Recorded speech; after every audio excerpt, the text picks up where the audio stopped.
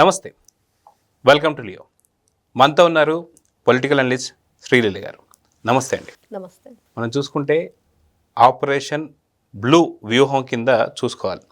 అయితే ఈ operation blue వచ్చేసరికి కూటమి ప్రభుత్వం తప్పు చేసినా చెయ్యకపోయినా, ఎక్కడ బాధితులున్నా లేకపోయినా, ఎక్కడ నిందితులున్నా లేకపోయినా, ఎక్కడ ఏం జరిగినా జరగకపోయినా సరే, గతంలో వీళ్ళు 2019 ముందు నుంచి జరుగుతున్నటువంటి ఒక సాక్షి పత్రికని మళ్ళీ వెలుగులోకి రాబోతుందని చెప్పి అనుకోవచ్చు. ఏంటి అంటే నారాసుర రక్త చరిత్ర అని చెప్పి ఏదైతే వైఎస్ వివేకానంద రెడ్డి గారి హత్య కూడా దాదాపు బీటెక్ రవి గారు చేశారని చెప్పి, ఆదినారాయణ గారు చేశారని చెప్పి, లోకేష్ గారని, చంద్రబాబు నాయుడు గారు అని చెప్పి, చంద్రబాబు నాయుడు గారి చేతుల్లో ఇంత పెద్ద కత్తి పెట్టి కారుతున్న రక్తపు బొట్లు పెట్టినటువంటి ఒక సిచ్యువేషన్ మనం చూసాం.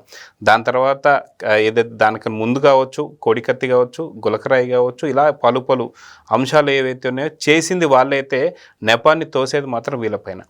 ఇప్పుడు మళ్ళీ ఆపరేషన్ బ్లూ వ్యూహం అంటే పార్టీ పూర్తిగా ఖతం కాబోతుంది కాబట్టి ఈ టైంలో ఏదో ఒకటి చేసి పార్టీని బయటికి తీసుకురావాలనేటువంటి దాని మీద మళ్ళీ వ్యూహాలు రచిస్తూ సర్క్యులేషన్ కూడా పెంచుకోవాలని చెప్పి చూస్తున్నారని చెప్పేసి అంటున్నారు. సో మొత్తానికి దీని గురించి ఏం చెప్తారు? దీంట్లోనే భాగంగా ఈరోజు సాక్షి పత్రికలో లోకేష్ గారి వల్లనే ఏదైతే 10th క్లాస్ పరీక్షలకు సంబంధించి మూల్యాంకనంలో ఈ యొక్క తప్పులు జరిగాయని చెప్పేసి అంటున్నారు. దీన్ని ఎలా చూడాలంటారు?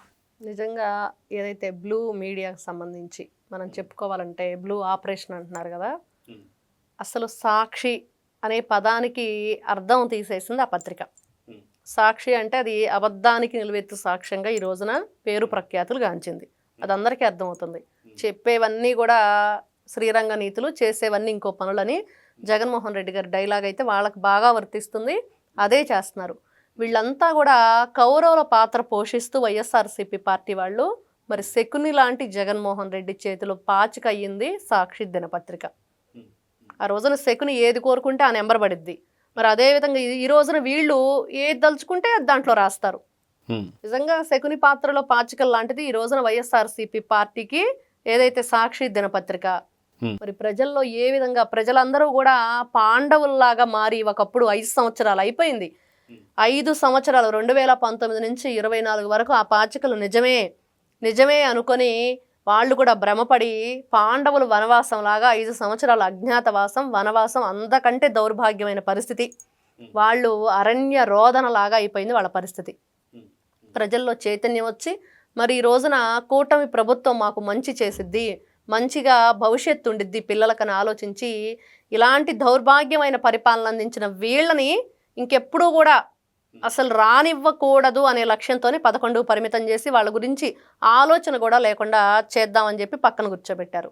కానీ ఈ రోజున వీళ్ళు చేస్తున్న కుట్రలు, కుతంత్రాలు, కుల రాజకీయాలు, మత రాజకీయాలు, ఈ రోజున ప్రాంతీయ విభేదాలు ప్రజల్లో రెచ్చగొట్టే ప్రయత్నం చేస్తూ వీళ్ళు చేస్తుంది బ్లూ మీడియా సాక్షిగా మనం చూస్తూ ఉంటే ఏ చిన్న విషయాన్నైనా సరే భూతద్దంలో పెట్టి చూపించే ప్రయత్నం చేయటం, అదేవిధంగా ప్రజల్లో కూటమి ప్రభుత్వం మీద వ్యతిరేకత తీసుకురావటమే లక్ష్యంగా వీళ్ళ పనులు ఇంకా ముందుకు కొనసాగించబోతున్నారు. ఆ రోజు చూసాం, డే 1లోనే మనం చూసాం, పార్టీ అధికారంలో కూటమి ప్రభుత్వం వచ్చింది అనగానే ఢిల్లీ గడ్డపైకి వెళ్ళాడు పరిగెత్తుకుంటూ జగన్మోహన్ రెడ్డి. ఏదో చేద్దాము, ఇన్ని మరణాలు ఇంకా చనిపోయారు, చంపేశారు, వాళ్ళందరికీ అన్యాయం అయిపోయిందని. ఎక్కడ ఇంతవరకు దాని గురించి ఒక నివేదిక తయారు చేయండి. మరి వాళ్ళ కుటుంబాలు ఎక్కడున్నాయి, వాళ్ళు దేనివల్ల ఇబ్బంది పడ్డారు, ఎందుకు వాళ్ళ ప్రాణం పోయింది అన్నీ చూపిస్తే మరి దాని మీద ఏం చర్యలు తీసుకోవాలో కూటమి ప్రభుత్వం తీసుకుంటుంది. ఏదో నోటికొచ్చిన నెంబర్ చెప్పేసి అక్కడికి వెళ్ళేసి బ్లాక్ రిబ్బన్లు కట్టేసుకొని బ్లాక్ టవల్ వేసుకొని చేసేస్తే అయిపోదు కదా. ఏదో చేయాలనుకున్నారు, అది అయిపోయింది. పాస్టర్ ప్రవీణ్ మరణాన్ని చూసాం, నిన్న గంజాయి బ్యాచ్ని చూసాం, కోడికత్తి చూసాం. నారాసుర రక్త చరిత్రని 2019లో వాళ్ళు రాసి ప్రజలతో ఏ విధంగా ఆడుకున్నారో మనం చూసాం. ఈ రోజున ప్రజల్లో చైతన్యం వచ్చింది, ఆలోచిస్తున్నారు, ప్రతి ఒక్కటి తెలుసుకుంటున్నారు. ఈ రోజున అందరూ కూడా ఎక్కడ చూసినా మనకి సోషల్ మీడియాలో ప్రతి ఒక్కటి వెలుగులోకి వస్తుంది. ఏది నిజం, ఏది అబద్ధం, 2 ఫోటోలు చూపిస్తున్నారు. ఎక్కడ ఏం జరిగిందో ఈ రోజున తెలుస్తుంది. కానీ ఇంకా ఈ రోజున కూటమి ప్రభుత్వం అధికారంలోకి వచ్చింది కదా, మన పని అయిపోయిందని కార్యకర్తలైనా నాయకులైనా ఎవరైనా సరే అనుకోవటానికి లేదు. ఇంకా పోరాడాలి, ఇంకా పోరాడాల్సి ఉంది. ఎక్కడైనా సరే నిత్యం ప్రతిరోజు చైతన్యం తీసుకురావాలి ప్రజల్లో. ప్రతిరోజు ఏదో మనం అధికారంలో రావటానికి వాళ్ళందరికీ చెప్పాము, వీళ్ళ గురించి తెలిసిపోయింది, ఇంకా మన పని అయిపోయింది అనుకోవటానికి లేదు. ఈ రోజున వీళ్ళు పెట్టుకున్న సమావేశాలు వైఎస్ఆర్సీపీ పార్టీ వాళ్ళు, మరి రాయలసీమలో ఏ విధంగా మనం రియాక్ట్ అవ్వాలి అందరూ కలిసి, అంటే కుట్ర పన్నే వీళ్ళంతా కుతంత్రాలు ఏ విధంగా వీళ్ళు సమావేశం అవుతున్నారు అంటే ప్రజల్లో ఏ విధంగా కూటమి ప్రభుత్వం గురించి ఒక చెడు భావన, వ్యతిరేకత, అక్కడ అసలు ప్రజలకి ఏ హాని జరగకపోయినా ఏదో జరిగిందని చెప్పి మనం క్రియేట్ చేయాలి. దానికి కావలసిన సహాయ సహకారాలన్నీ రాష్ట్ర ప్రభుత్వం నుంచి 5 సంవత్సరాలు కొట్టేసిన డబ్బంతా వేల కోట్ల రూపాయల నుంచి నేను ఫండింగ్ ఇస్తాను, కావలసినంత మీ ఇష్టానుసారం రెచ్చిపోండని జగన్మోహన్ రెడ్డి ఆదేశాలు. ఇంకా ఏ విధంగా చూడాలి వీళ్ళంటే ప్రతిరోజు ఈ రోజున కూటమి ప్రభుత్వంలో ఉన్న ఎవరైతే నేతలు ఉన్నారో బయటికి రండి, మాట్లాడండి. ఎక్కడ మీ నియోజకవర్గంలో ఏ పని జరిగినా వెంటనే కార్యకర్తల రూపంలో అక్కడున్న మండల స్థాయి, గ్రామ స్థాయి ఎవరైతే వార్డు మెంబర్ల దగ్గర నుంచి ఉంటారో వాళ్ళందరిలో కూడా చైతన్యం రావాలి.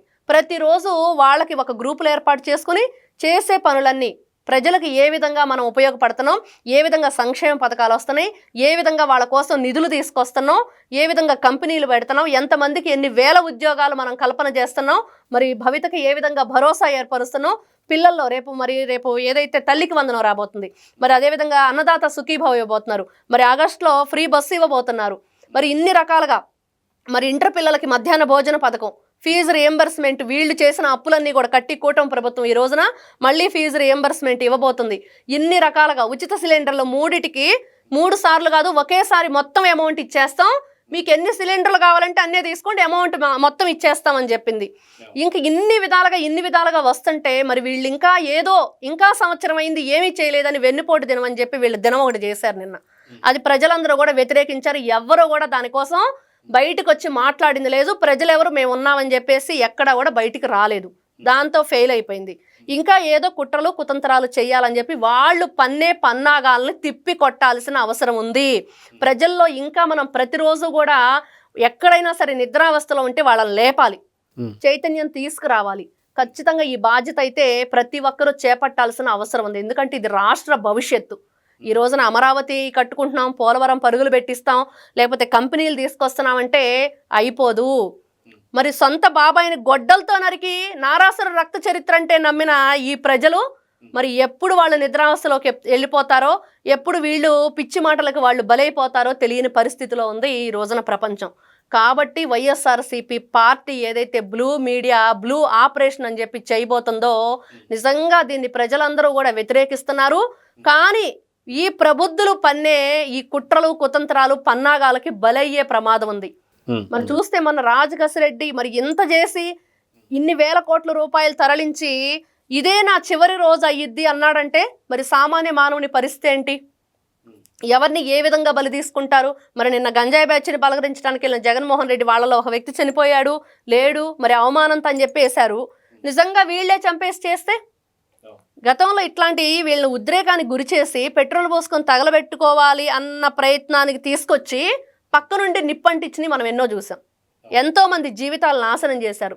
ఇట్లాంటివన్నీ జరగకుండా ఉండాలి, ప్రజల్ని కాపాడుకోవాలి, రాష్ట్రాన్ని కాపాడుకోవాలి, అమరావతిని కాపాడుకోవాలి, పోలవరాన్ని కాపాడుకోవాలి, ముఖ్యంగా ఈ భవిష్యత్తు ఏదైతే భవిష్యత్తును కాపాడుకోవాలి. కాబట్టి ఈ రోజున కూటమి ప్రభుత్వం మీద చాలా పెద్ద బాధ్యతే పడింది ఉంది ప్రతి ఒక్కరికి కూడా మనకు క్లియర్గా అర్థమవుతుంది. అయితే మనం చూసుకుంటే ఆపరేషన్ బ్లూ ఏదైతే ఉందో ఈ వ్యూహంలో మెయిన్ వాళ్ళకు ఉన్నటువంటి ఒక పెద్ద అణువాయుధం ఏదైనా ఉంది అంటే అది సాక్షి పత్రిక కావచ్చు, అదేవిధంగా సాక్షి మీడియా కావచ్చు. కానీ వీళ్ళు గతంలో మనం చూసుకుంటే 2019 కన్నా ముందు దాని సర్క్యులేషన్ వేరుండేది. 2019లో వచ్చిన తర్వాత వాళ్ళ ప్రభుత్వంలో వాళ్ళ హయాంలో ఉన్నప్పుడు దాదాపు 4 లక్షల సర్క్యులేషన్ పెరిగినటువంటి దాదాపు 2024 కూటమి ప్రభుత్వం రాగానే 4 లక్షల ఏదైతే సర్క్యులేషన్ ఉందో పూర్తిగా పడిపోయింది. దానికన్నా ఇంకో 50 నుంచి ఇంకొక 70,000 దాకా పడిపోయిందని చెప్పి వింటున్నాం. అంటే దాదాపు 4.5 లక్షల పైన సర్క్యులేషన్ పడిపోయింది అంటున్నారు. కానీ నిజంగా మళ్ళీ వీళ్ళు వచ్చి సర్క్యులేషన్ పెంచుకోవాలంటే ప్రజలు నిజంగా నమ్ముతారా, నిజంగా చదువుతారా, నిజంగా సర్క్యులేషన్ వీళ్ళు ఎలా పెంచుకుంటారు అంటే దీనికి ఎలా చెప్తారు? ఇక్కడ సర్క్యులేషన్ మాట ఏమో కానీ ఉచితంగా పేపర్లో ఒక పాంప్లెట్లు మనం ఎలా వేస్తారు అలా వేసే పరిస్థితి అయితే వస్తుంది. వీళ్ళ గతంలో ఆలోచన కూడా అన్ని గవర్నమెంట్ ఆఫీసుల్లో కావచ్చు, సచివాలయంలో కావచ్చు, వాలంటీర్లు. వద్దనుకున్నా సరే ఒక్కొక్క టేబుల్ మీద ఒక్కొక్కటి వేసి వెళ్ళినటువంటి సందర్భాలు చూసాం. వాలంటీర్ల అందుకే దగ్గర. 4 లక్షలు పెరిగిందంట. అవును, ప్రతి ఒక్క చోట అసలు ఆంధ్ర రాష్ట్రం మొత్తం మీద ఎక్కడ చూసినా సాక్షి పేపర్, అన్ని కార్యాలయాలు, ప్రభుత్వ కార్యాలయాల్లో మరి ప్రైవేట్ కార్యాలయాల్లో కూడా వీళ్ళు బలవంతంగా వేయించి బోర్డని ఉన్నాయి. మరి అవన్నీ కూడా వీళ్ళు సర్క్యులేషన్ పెంచుకోవడం కోసం ఎలా ప్రజల సొమ్ముని తిన్నారనేది మనకు కనిపిస్తుంది. ఈ రోజున అదే పని చేయటానికి ఫ్రీగా, అంటే వీళ్ళ అబద్ధపు ప్రచారం ఏదైతే ఉందో దాన్ని ప్రజల్లోకి తీసుకెళ్ళటానికి, ప్రజల్లో లేనిపోనివి అభూత కల్పన చేయటానికి ఫ్రీగా వేసే ప్రయత్నం. మరి ప్రజలు అంటున్నారు వీళ్ళ ఫ్రీగా వేస్తే టిష్యూ పేపర్ కిందే ఉండిద్ది కానీ దాన్ని ఎవరో చదివే పరిస్థితి లేదని మనకి ఇక్కడ అర్థమవుతుంది. అయితే గతంలో కూడా మనం చూసుకుంటే కొంతమంది ఏపీకి సంబంధించినట్టు కొన్ని ప్రాంతాలలో కూడా ఇప్పటికీ కొంతమంది ఫ్రీగా వేసేస్తున్నారట. కొంతమంది చెప్పారనమాట, ఇట్లాంటి వ్యూవర్స్ ఎవరైతే ఉన్నారో వాళ్ళు అందరూ అంటుంది ఏంటి అంటే, అసలు మేము అడగడం లేదు, కనీసం దానికి బిల్లు కూడా వాళ్ళు తీసుకోవట్లేదు, ఎందుకు వేస్తున్నారో అర్థం కావట్లేదు, అది వేస్తున్నారు వెళ్ళిపోతున్నారు. కానీ అంటే ఏంటి ప్రయత్నం అంటే, ఈ రోజుగా రేపుగా ఎల్లుండైనా సరే దాంట్లో ఏం జరుగుతుందని చెప్పి చూస్తారనేటువంటి ఒక ప్రయత్నం కింద చూడాలా, లేదా ఎలా అంటే వీళ్ళ వ్యూహం ఏంటంటే ఏం చెప్తారు? ఖచ్చితంగా చదివించాలి. మేము రాసే ఏదైతే అభూత కల్పన, ఇదైతే అబద్ధాల ప్రచారం ఉందో దాన్ని ప్రజలు చదవాలి. మరి డబ్బులు ఇచ్చి ఎవడు తీసుకోడు, డబ్బులు ఇవ్వకపోతే మరి ఇవ్వకుండా అయినా ఓకే, మీరు ఫ్రీగా అయినా తీసుకోండి, ఫ్రీగానైనా సరే మీలో చైతన్యం తీసుకురావడం కోసం మేము వేస్తున్నామని ఒక ప్రచారం, విష ప్రచారానికి కూడా వీళ్ళు దారితీసే ప్రయత్నం ఉంది. ఇక్కడ ఫ్రీగా ఇస్తున్నారు, ఈ రోజున వాళ్ళు ఏదో ఉపయోగిస్తున్నారంటే నిజంగా ఇక్కడ ఇంకా కూడా వీళ్ళ కుట్రపూరితమైన ఆలోచనలు ఏ విధంగా ఉంటాయి అనేది మనం అర్థం చేసుకోవాలి. ఫ్రీగా ఎందుకు ఇస్తాడు అంటే రేపు ఇదే ఫ్రీగా ఇచ్చిన దాన్ని ఏ విధంగా ప్రజల్లోకి తీసుకెళ్తాడు. వాళ్ళు వేరే లబ్ధి కోసం, రాజకీయ లబ్ధి కోసం, అదేవిధంగా కూటమి ప్రభుత్వాన్ని అబాసు పాలు చేయాలి, అబద్ధాలతో ప్రజలను ఏ విధంగానైనా సరే వాళ్ళు ఈ రోజున ఒక మంచి సెక్యూరిటీలో ఉన్నారు. ఏదైతే ఆ మంచి సెక్యూరిటీలోంచి వీళ్ళ బయటికి తీసుకురావాలి అనేది ఈ రోజున ఎన్నో ప్రయత్నాలు అంటే ఒక రక్షణ కవచం అనేది ఉంది. ఆ రక్షణ కవచాన్ని బద్దలు కొట్టేసి ఈ ఏదైతే ఈ ప్రేతాత్మలన్నీ కూడా రాష్ట్రంలో ప్రవేశించడానికి చూస్తున్నాయి. కానీ 2019 నుంచి 24 దాకా వాళ్ళ ప్రభుత్వం నుండి వాళ్ళ హయాంలో ఉన్నప్పుడు కూడా వాళ్ళు వేసినటువంటి పత్రికలు ఎవరు చదవలేదు. కానీ అప్పుడు నమ్మనటువంటి పరిస్థితుల్లోనే 151 స్థానం నుంచి 11 స్థానాలు పడిపోయిన తర్వాత ఇప్పుడు కనీసం ప్రతిపక్ష హోదా కూడా లేనటువంటి ఒక వైసీపీ ఇప్పుడు ఫ్రీగా సాక్షి పేపర్ వేసినా సరే ప్రజలు నమ్మే అవకాశం ఉందంటారా అంటే ఏమంటారు? ఖచ్చితంగా నమ్మరు. అది జరగక ఈ రోజున వీళ్ళ విశ్వ ప్రయత్నాలు, కేవలం వాళ్ళు నమ్మే ప్రయత్నం పరిస్థితి లేదు కాబట్టే వీళ్ళ ప్రయత్నం ఏంటంటే ఏ చిన్న విషయాన్నైనా సరే భూతద్దంలో పెట్టి చూపించాలి. అమ్మో ఏదో జరగబోతుంది, మీకేదో హాని జరగబోతుంది, ఇంకేదో మీ జీవితాలు సర్వనాశనం అయిపోబోతున్నాయి అనే దానిలోకి తీసుకెళ్లాలనే ప్రయత్నమే తప్పించి ఎవ్వరూ కూడా ఇంక అసలు చూసే ప్రయత్నం కాదు కదా, ఆలోచన కూడా చెయ్యరు అనేది వీళ్ళు అర్థం చేసుకోలేకపోతున్నారు. వీళ్ళ రాజకీయ కాంక్ష, రాజకీయ లబ్ధి, వీళ్ళది ఏదైతే ఈ రాక్షస ఆనందం ఏదైతే మనం 2019 నుంచి 24 వరకు చూసామో, అసెంబ్లీ సాక్షిగా అధికార మదంతో ఏ విధంగా వెర్రవీగిపోయారు, ప్రజల్ని ఎన్ని రకాలుగా ఇబ్బందులు పెట్టారు అంటే మళ్ళీ ప్రజలు ఇట్లాంటి రాక్షస పాలన కావాలని కోరుకుంటారంటే ఖచ్చితంగా కోరుకోరు. కాబట్టి మొన్న ఏదైతే జూన్ 4వ తారీఖున వెన్నుపోటు దినం అని ఏదైతే వీళ్ళు దినం చేశారో ప్రజలెవ్వరూ కూడా వాళ్ళ నుంచి సపోర్ట్ లేనే లేదు. 11 మంది ఎమ్మెల్యే సపోర్ట్ కూడా లేదు. జగన్మోహన్ రెడ్డి రాలేదు కదండి సాక్షాత్, ఇంకేం చెప్పుకోవాలి. ఈ 11 ఎమ్మెల్యే రాలేదు, ఆ 10 మంది ఎమ్మెల్యేలు రాలేదు. కాబట్టి వీళ్ళు ఈ రోజున ప్రజలు అడుగుతున్నారు, మీరు మా దగ్గర నుంచి ఏదైతే నెల జీతాలు తీసుకుంటున్నారో మరి అసెంబ్లీకి రాకుండా ప్రజల గురించి మాట్లాడకుండా మీకు మీరే సాక్షి పత్రికలో ఏం రాయాలి, ప్రజల్ని ఎలా మోసం చేయాలి, కూటమి ప్రభుత్వం మీద బురద ఎలా చల్లాలనే దానికి మీరు మా దగ్గర నుంచి జీతాలు తీసుకుంటున్నారు. కాబట్టి మీరు ఈ రోజున మాకు ప్రజాప్రతినిధులుగా పనికిరారు, రాజీనామా చేయండి అనేది ఇక్కడ మనకు కనిపిస్తుంది. సో చూద్దామండి, ఖచ్చితంగా రెడ్ బుక్కి భయపడే ఈ ఆపరేషన్ బ్లూ అని చెప్పేసి అయితే మనకు అర్థం అవుతుంది. సో మొత్తానికి వీళ్ళు ఎన్ని ఎత్తుగడలు వేసినా సరే వీళ్ళ హయాంలో ఉన్నప్పుడు ఫ్రీగా పంచినటువంటి పేపర్ ఏదైతే ఉందో సర్క్యులేషన్ 4.5 లక్షలు పెంచుకున్నా అది తపేలను పూర్తి ఇంకొక 50,000 కూడా పడిపోయింది. సో ఇప్పుడు అధికారంలో లేరు, ప్రతిపక్షంలో కూడా లేరు కాబట్టి నిజంగా వీళ్ళ వ్యూహాలు ప్రజలు నమ్మరనైతే ఖచ్చితంగా చెప్పుకోవచ్చు. సో చూద్దాం జరగబోతుంది. నమస్తే. Please subscribe to Leo news for more videos.